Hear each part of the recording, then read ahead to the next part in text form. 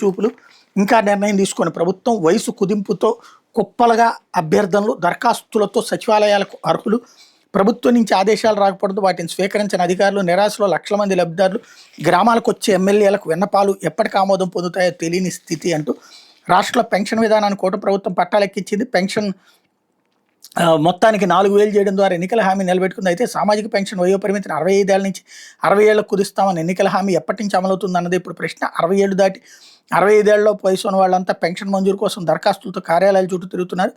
అయితే కొత్త పెన్షన్లకు దరఖాస్తులు తీసుకోవడం ప్రభుత్వం ఇంకా ప్రారంభించలేదు. ప్రతి మండలంలో పెద్ద సంఖ్యలో కొత్త లబ్ధిదారులు ఎన్టీఆర్ భరోసా సాయం కోసం ఎదురు చూస్తున్నారు. ప్రతి సోమవారం జిల్లా కేంద్రంలో నిర్వహించే స్పందన కార్యక్రమం పెన్షన్లు కావాలని దరఖాస్తులు ఇస్తూనే ఉన్నారన్నటువంటిది హైలైట్ చేశారు. అయితే 2 రోజుల్లో మళ్లీ చర్చలు.